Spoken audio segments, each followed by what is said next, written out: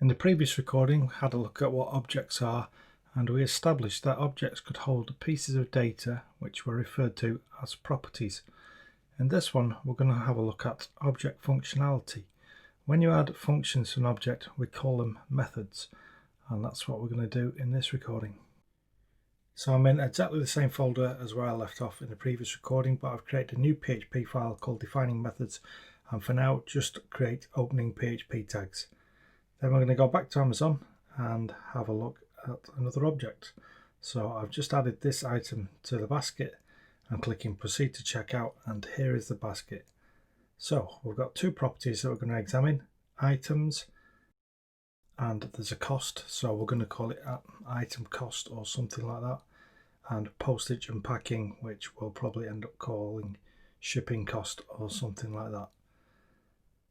So what I want you to do now is this: create a basket class, add an items total and shipping cost public properties, instantiate a basket using the new keyword. Instantiate just means create a basket, and instantiate, it's saying that you're creating an instance of a basket. Set values for both properties, and then just file dump your work and go and check it out in the browser. Just like before, I recommend that you do all the practical exercises that I set you. This is how you learn. Here's my solution. So I'm creating a basket using the word class, and then basket with an uppercase B, opening and closing curly braces. What I'll show you here is that the opening brace can go on the next line, and that is the modern convention, which you'll probably see more these days. Next, what I'm going to do is I'm going to create the properties. So two public properties, one called items total, and I'll use camel case to do that, but don't get too hung up on conventions and things like that at this stage in your development. Shipping cost. And so all we need to do now is instantiate a basket and set some properties. So it's basket equals new basket.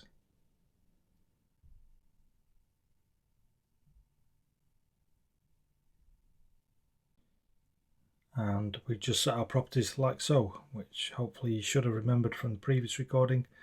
Basket, right arrow, items total equals, and let's just set any numerical value for that.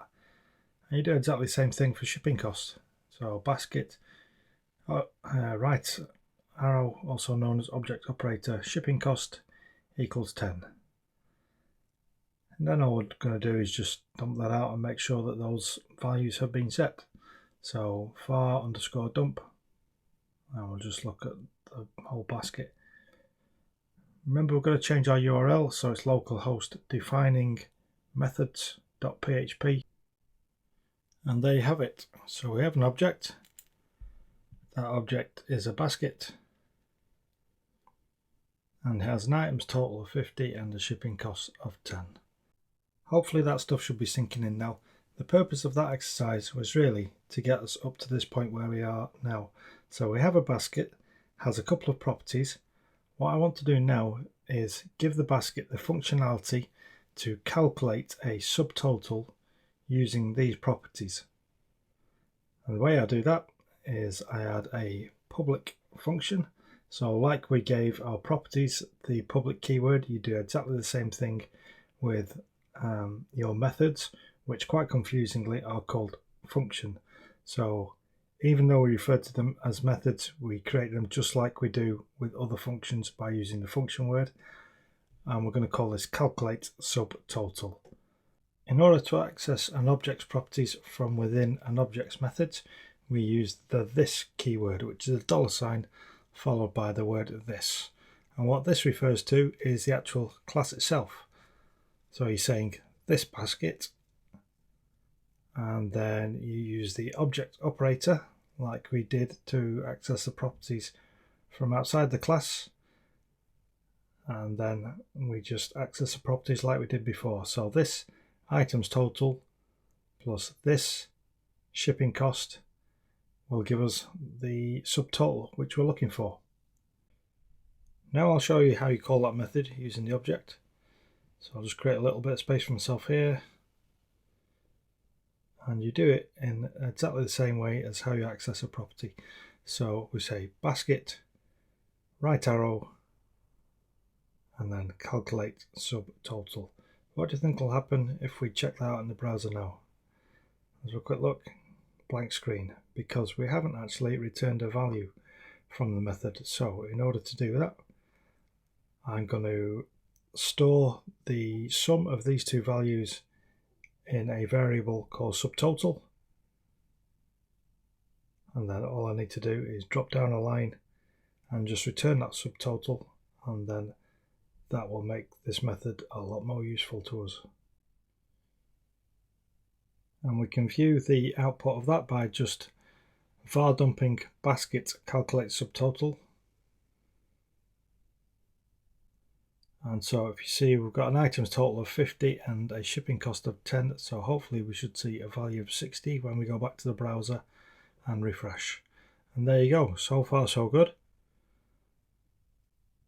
And of course what is more common is that you would store the actual returned value in another variable. So we'll do that now. Subtotal equals basket calculate subtotal. And we'll just var dump that and have a look at that just to make sure, or just to prove that that is how this works. And we'll just go back to the browser, quick refresh, everything's still the same there. Now it's your turn. What we need to do is add a public discount property and then rewrite this line so that the discount is deducted. Set a discount value of 30. Then all you need to do is var dump the subtotal and go to the browser and check that you've got the correct value. You should get a value of 30. So here's my solution. Public discount. It's just really basic maths. You just minus the discount from this. So it's this, right arrow, discount, because you're accessing an object property from within a method. I'm just deleting the comments as we go along just to remove a bit of noise from the code. Then we set a discount value of 30. This should be all very straightforward to you by now.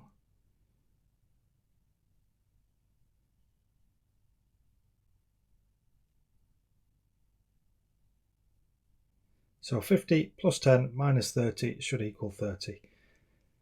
Let's go back to the browser and refresh. And there you go, 30. So how did you get on with that? And are you enjoying Object Oriented PHP so far? Hopefully things are starting to make sense to you and it's all starting to fit into place. In the next recording, what we're going to do is we're going to have a look at Spotify, and we're going to start making objects interact with each other by taking a song object and adding it to a playlist object. So look forward to that. In the meantime, if you're not already a subscriber and you want YouTube to show you more of my content, all you need to do is subscribe and just click the little notification icon. See you at the next one.